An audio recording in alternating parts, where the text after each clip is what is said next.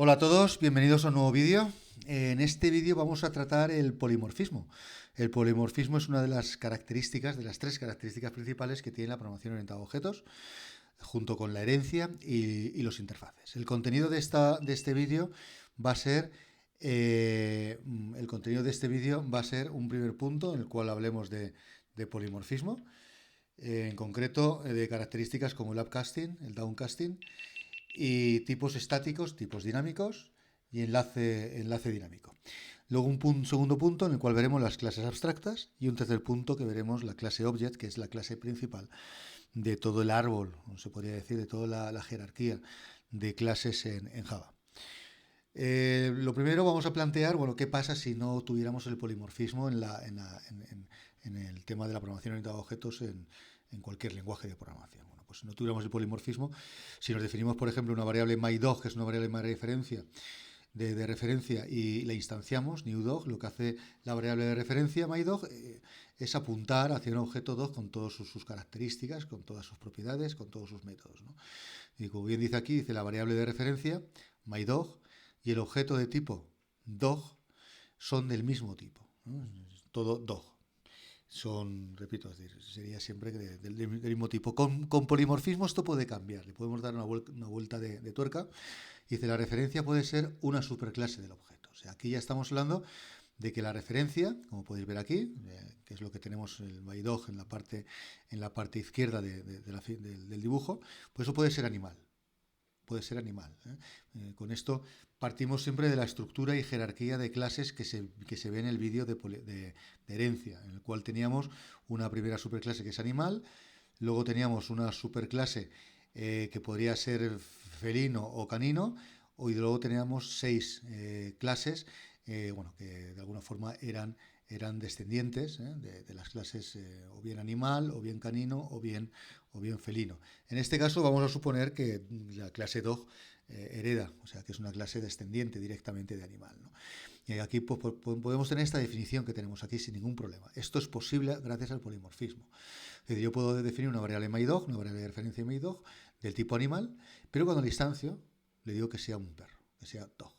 Y entonces vendría a ser lo que tenemos aquí en el dibujo, es decir, que la clase principal, la superclase, es animal, y lo que es el objeto, cuando se instancia, es un objeto dog. Como dice aquí el texto, dice, estos dos no son del mismo tipo.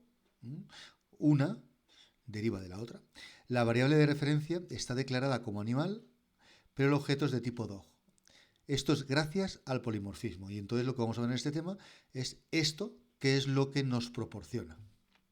¿Qué ventaja nos proporciona? Una primera de las ventajas es llamada upcasting, que viene a ser lo que aparece en el primer párrafo. Dice, una variable de una clase A, podemos, aparte de asignar objetos de la clase A, por supuesto, asignarle también cualquier objeto de una subclase suya. Entonces, esto es lo que se llama el upcasting. Y aquí tenemos un ejemplo. Yo me defino la clase persona y luego me defino una subclase de persona llamado alumne. Dice una variable de una clase A. Yo aquí me defino A, la letra A, la variable A, de tipo alumno, ¿no? Y de alguna forma lo instancio, new alumne. A partir de este momento, A apunta a un objeto alumno. Y como veis a continuación, lo que hago es definirme una variable P de tipo persona y le asigno el alumno. Eso es posible. Eso es lo que hemos visto, o parecido a lo que hemos visto en la diapositiva anterior. Dice, una variable de una clase A, en este caso sería P, podemos, aparte de asignarle objetos de la clase A, es decir, a P, aparte de asignarle objetos de persona, también podemos asignarle también cualquier objeto de una subclase suya. Alumno es subclase de persona, con lo cual a una variable de una superclase le puedo asignar una subclase. Esto es lo que se llama el upcasting. El upcasting. Es decir, que una variable, repito, a una variable de la superclase, a una variable de la superclase, le puedo asignar un objeto de una de sus subclases. Dice, esta operación siempre se puede hacer sin necesidad de indicarlo explícitamente al compilador. Es decir, tal cual lo tenemos en el código que aparece en la presentación, en la diapositiva, se podría hacer. con las ventajas que ello conlleva, que se verá posteriormente. Esto es el upcasting. Ahora vamos a ver el downcasting. Puede ser, como vamos a ver ahora, parecido al anterior, pero si nos fijamos y lo vemos varias veces, veréis como que no es lo mismo. Dice, es el caso en el cual una variable de una subclase ya cambia con respecto al upcasting. El upcasting era una variable de una superclase, le podemos asignar un objeto de una subclase. En este caso estamos partiendo de una variable de una subclase. Dice, en el caso en el cual una variable de una subclase hace referencia a un objeto de la superclase. Aquí lo tenemos. Yo, igual que antes, me defino una variable P, persona, y sobre persona instancio un objeto alumno. Entonces yo a continuación me defino A, una variable A que sea de la clase alumno, y le asigno, en este caso, P, que es lo que me he definido antes persona, pero de forma explícita tengo que indicarle entre paréntesis que bien, que P es persona, pero se lo asigno a A como alumne. ¿Vale? Esto sería el downcasting. Esta operación solo se puede hacer si el objeto referenciado por P es realmente de tipo alumno. Y efectivamente, como bien tenemos aquí en el ejemplo, P realmente, aunque es una variable del tipo clase persona, pero está referenciado, o sea, es de tipo alumno, porque yo hago new alumne. En caso contrario, se provoca un error, ¿no? Lanzándose la excepción de tipo class cast exception. Eso sería el downcasting. No es lo mismo que el upcasting. Me gustaría que esta parte del vídeo la tuvierais clara, la vierais, aunque, bueno, luego a la hora de implementarlo, implementaréis y os vendrá en gana. Como podéis ver, el polimorfismo nos permite el poder definir clases, o sea, subclases, y poder referenciar a una subclase, a una superclase, y al contrario.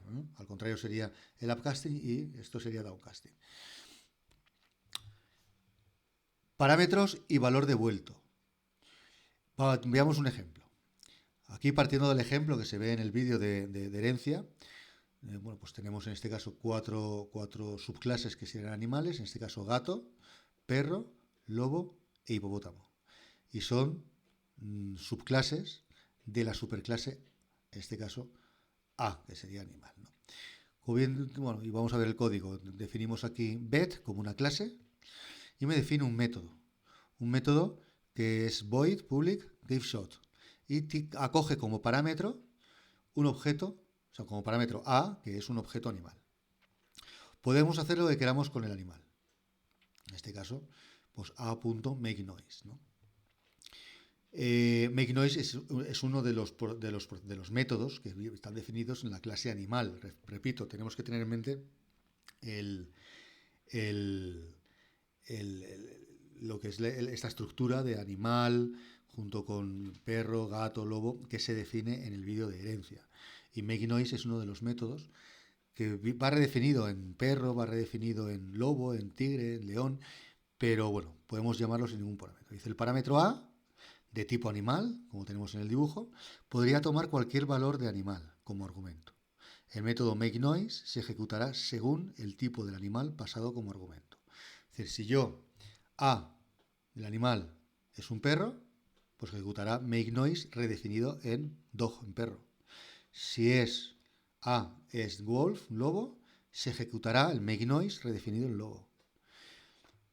Esto es gracias al polimorfismo.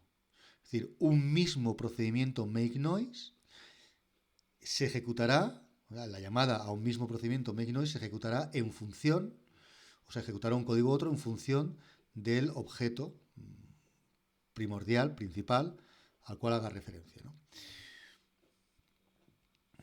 Aquí tenemos otro ejemplo más, parámetros y valor devuelto. En este caso, bueno, pues se llama al giveShot de antes con distintos objetos. D, que sería un perro, y H, que sería hipopótamo. Pero vamos a ver el código completo. PageOwner es una clase en la cual tenemos un método que se llama start y me defino tres distintos objetos. Me defino variables v, que hace referencia, v que es del tipo vet, de objeto de la clase vet, y lo instancio, new vet. D, dog, new dog. H, hippo, new hippo. Con lo cual creamos varias variables de referencia de diferentes clases, en este caso bet, dog e hippo. Las pasamos por parámetro al método GameShot. Si volvemos atrás, vemos aquí que GameShot acoge A, pero como el objeto principal, la superclase de todas, que sería animal. Pero aquí yo le paso, cuando llamo abajo a GameShot, le paso D y le paso H. Es decir, no le paso D no es animal y H tampoco es animal. Pero sí que son subclases de la superclase animal. Con lo cual puedo hacer esto sin ningún problema. Si estoy asignando a una variable A animal, definido en la cabecera de GameShot, le estoy asignando objetos, variables, que apuntan a objetos de subclases. Con lo cual esto sería el upcasting. Y entonces, bueno, pues se ejecutaría el método makeNoise de dog. Si nos acordamos, makeNoise es un método redefinido en dog. Y makeNoise de hippo.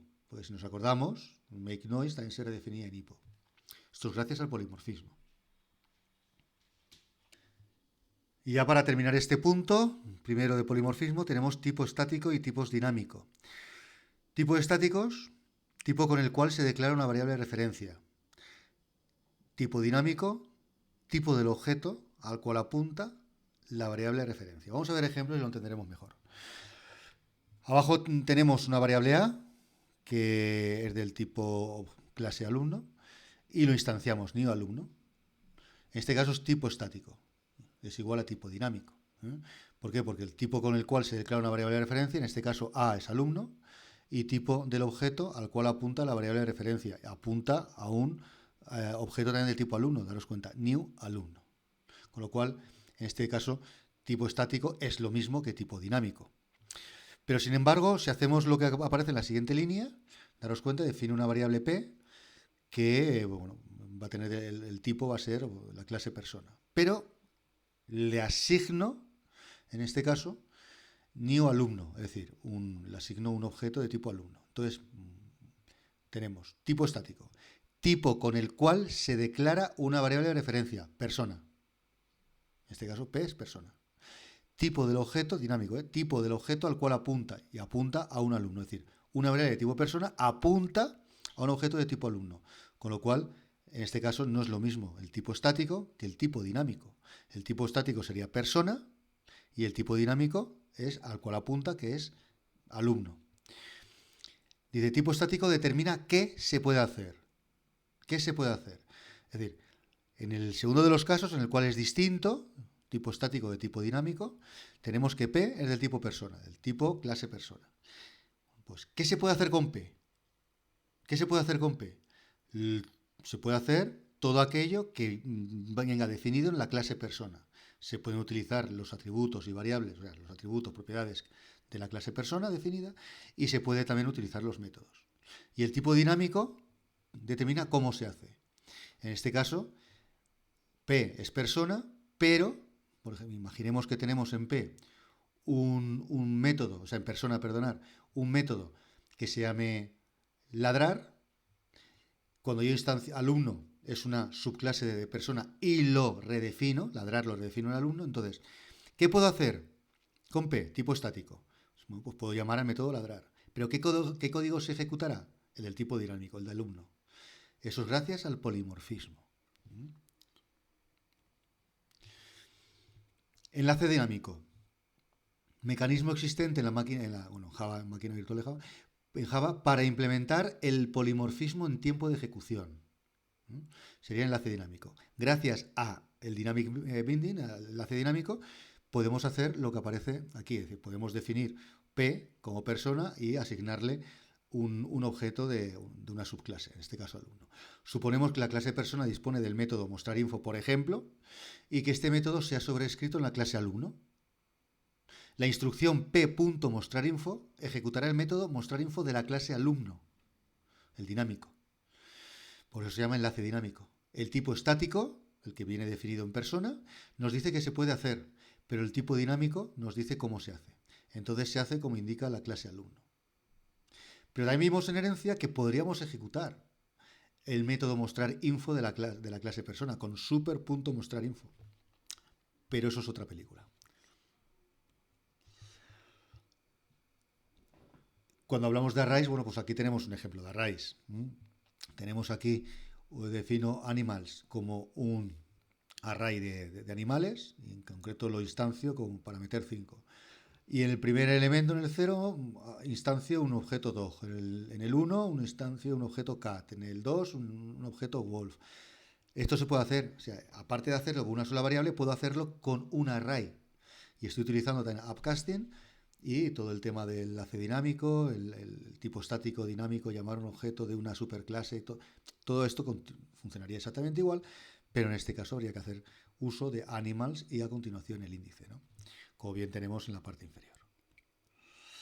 Visto este primer punto, vamos a las clases abstractas, veremos que es una clase abstracta y vamos a ver un ejemplo. Por ejemplo, tenemos aquí anim, que es de la clase animal, ¿no? Es del tipo animal, que sería el estático. Y lo instancio como unión animal, como podéis ver, tipo estático es igual a tipo dinámico, ¿veis? Ahora ya lo podemos entender mejor. Y tenemos en el dibujo se ve, tenemos la clase, es la superclase que es de tipo animal, e instancio, lo que tenemos en la parte derecha, donde pone una interrogación, animal object, bueno, pues tenemos un objeto de tipo animal. Dice una variable de referencia a un objeto de tipo animal, perfecto. Y abajo, son del mismo tipo, pero ¿qué tipo de animal? Daros cuenta que estamos instanciando una clase principal, una superclase. Se podría decir que es la clase de la cual parten el resto de subclases de canino, de felino, de animales, que teníamos 6. Entonces, ¿tiene sentido el instanciar un animal? Cuando estamos trabajando con perros, gatos, leones, hipopótamos, lobos, no tiene ningún sentido.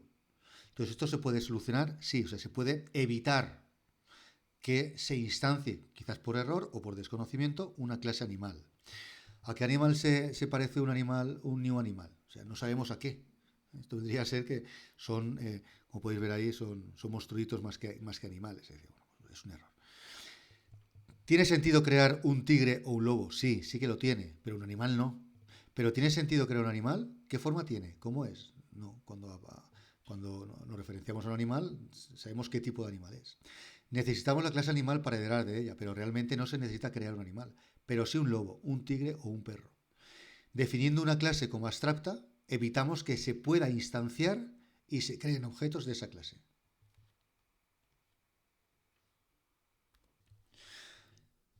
Al diseñar, deberemos decidir si una clase es abstracta o no, o concreta. Es decir, si queremos que se pueda instanciar, porque tenga sentido, porque siempre se decide en función de si tiene sentido o no, o si no queremos que se instancie. Clase concretas, si dejamos que se instancie, y abstracta, no se podrán crear objetos de esa clase, no se podrá instanciar. Para crear una clase abstracta lo haremos poniendo la palabra reservada abstract delante de la definición de la clase. Ahí tenemos un ejemplo, abstract, public class y a continuación el nombre. El compilador garantizará que no se podrán instanciar, o sea, crear objetos de esa clase. Aquí tenemos un ejemplo. Tenemos la clase canine, que es una subclase de animal porque tampoco tiene sentido instanciar canino. Tiene sentido tigre, león, gato, pero canino tampoco. Entonces le ponemos delante abstract. Y abajo sí que creamos el make canine y daros cuenta. Es una clase make canine y tiene un método que es go. Y hago c canino, es decir, c es de la clase canino. Y a continuación c igual a new dog. En este caso lo que hago es crear una variable c que apunte a canino, pero no la estoy instanciando. Cuando la instancio, abajo, en c igual a new dog, sí que le instancio, pero es una subclase, que dog sí que se puede instanciar. Eso sí que es correcto, sin ningún problema. Puedo crear una variable del tipo de una clase abstract y luego con instancio utilizo el upcasting y le asigno un objeto de una clase que sí que se puede instanciar, ¿no? Lo que tenemos a continuación, por ejemplo, de c igual a new canine, eso es incorrecto. La clase canine es abstracta, por eso el compilador no permite hacer esto. Entonces directamente nos daría un error de compilación. Aquí tenemos una estructura completa de animales, con el ejemplo del vídeo de herencia. Tenemos una clase abstracta en la parte superior que es animal, felino y canino también abstracta, y el resto ya todo concreto, sin ningún problema. Igual que las clases también puedo definir, puedo hacer que los métodos también sean abstractos, con abstracto, la misma palabra reservada. Clase abstract debe de ser extendida, extends, ¿vale? puede contener métodos abstract y no abstract. Es decir, yo tengo una clase que sea abstract y la puedo extender, puedo crear clases que hereden de esa clase abstract. Método abstracto debe de ser sobrescrito. Los métodos abstractos que yo me defina en una superclase, cuando instancie un objeto que sea de una subclase de la principal, tengo que redefinirlos, con lo cual cualquier método abstract tengo que redefinirlos en las subclases, siempre. Y la forma de crearlos o de ponerlos dentro de la clase a la cual pertenecen es como tenemos ahí. Public, abstract, void, it. Y aquí no ponemos código, directamente ponemos punto y coma. El método no tiene código, sin llaves, y acaba en punto y coma. Porque aquí un método abstract no se define donde se incorpora en la clase que se define o se crea el código en la subclase que lo hereda. Siguiendo con los métodos abstractos, dice únicamente existen para ser heredados, se deben de sobreescribir en las subclases, tal y cual he comentado hace un momento, y se debe conservar tipos de retorno, listado, no, o sea, se tiene que conservar todo. La primera clase concreta en el árbol que herede este método abstract de la superclase debe implementar todos los métodos abstractos. Por ejemplo, dog debe de sobreescribir los métodos de canino y de animal, si están definidos en canino y animal como abstractos, si no, no es obligatorio. Y ya para acabar, vemos la clase Object. La clase Object es la superclase de todas las clases, la principal, es el padre de todos los padres, ¿no? Todas las clases heredan de la clase Object. Por eso, ArrayList puede contener cualquier objeto de cualquier clase. ArrayList lo vimos en otro vídeo de este mismo curso, es para crear listas y bueno, pues puede contener desde tipos de datos primitivos hasta objetos de cualquier tipo de clase. Y evidentemente puede contener cualquier objeto de cualquier clase.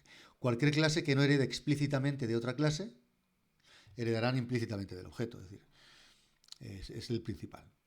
¿Cuál es el comportamiento de cualquier objeto? Automáticamente todos los objetos tienen los siguientes 4 métodos. Es decir, cualquier objeto que creemos en Java tiene por defecto o hereda un montón de métodos de la clase Object. Pero hay 4 principales, que los vamos a ver aquí, que son equals, getClass, hashcode y toString. Por ejemplo, si yo creo una clase, cualquier clase que creemos, hereda estos métodos. Tu clase, yo creo una clase que se llama tu clase.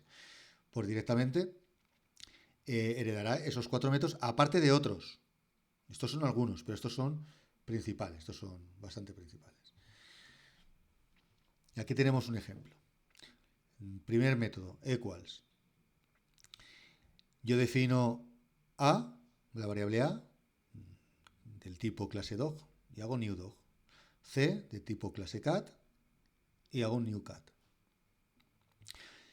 Y como tanto A como C, que son, en este caso, objetos, variables que apuntan a objetos, son variables de referencia que apuntan a objetos, han heredado, evidentemente estos objetos han heredado equals y todo lo que hemos visto antes que veremos ahora. En este caso equals, pues se puede hacer esto que tenemos aquí. If A.equals C, system out println true. ¿Qué nos devuelve equal?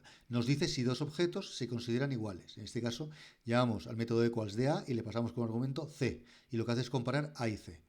Y en este caso no son dos objetos iguales.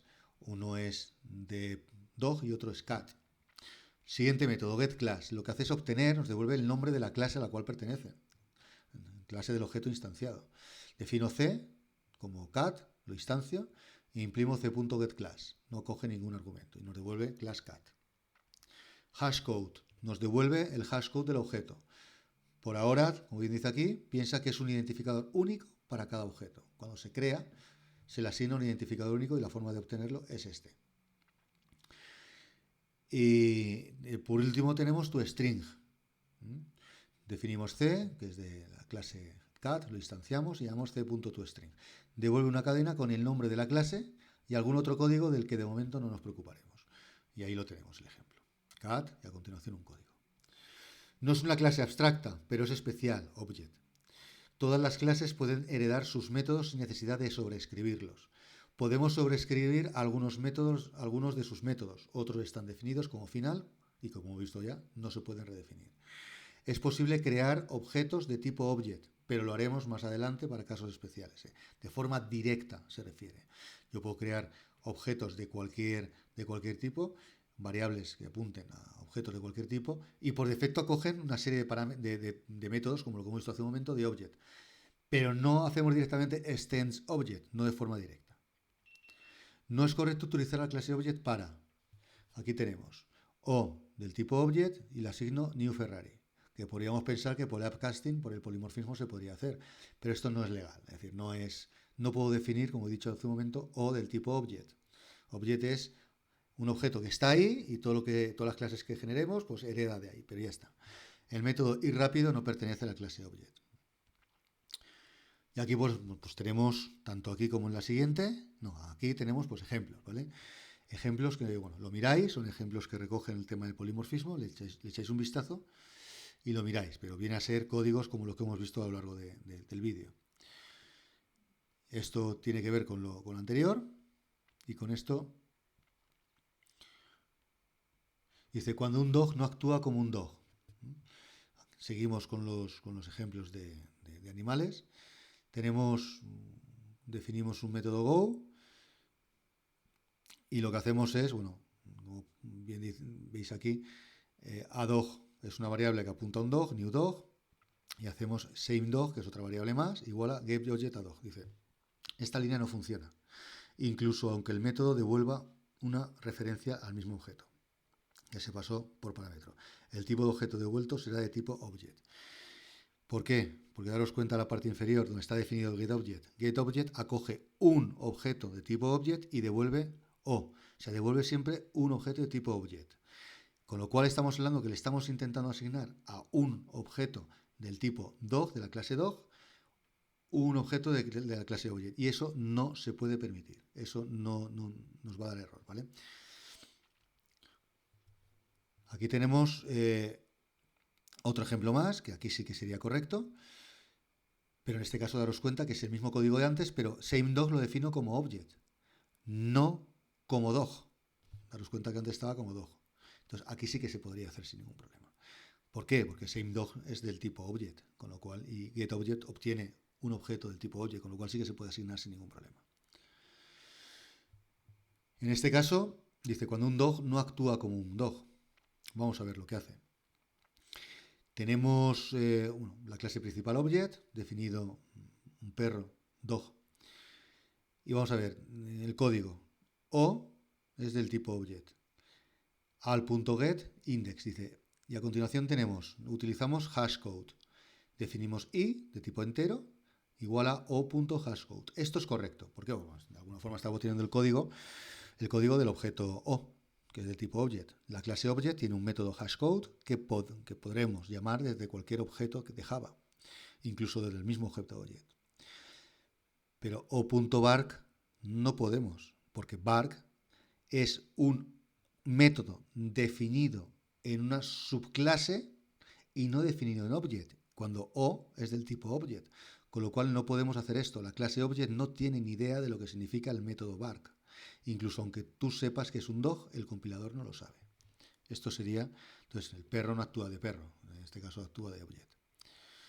Cuando un dog no actúa como un dog, seguimos. Dice, el compilador decide si es posible llamar al método basándose en el tipo de referencia, no en el objeto. Vamos a ver. Tenemos aquí en el dibujo pues el tipo principal o la clase principal object, con sus 4 métodos que ya sabemos que heredan todas las clases que se puedan crear en Java, equals, getClass, hashcode y toString. Y definimos un objeto de tipo dog. Dice, el método al que llamamos desde la referencia debe pertenecer a la clase del tipo de referencia, no importa cuál es el objeto actual. Por ejemplo, podemos llamar a o.hashcode. La variable de referencia o está declarada de tipo object, por eso solo es posible llamar a los métodos de la clase object. Ya hemos visto en la diapositiva anterior que no se podía llamar a o.bark, pero sí que se pueden llamar evidentemente a aquellos métodos que vienen definidos en la propia clase, en este caso en la clase object. Y con esto ya acabamos este vídeo. Espero que os haya aportado y cualquier problema me lo podéis consultar. Y nos vemos en el siguiente vídeo. Muchas gracias.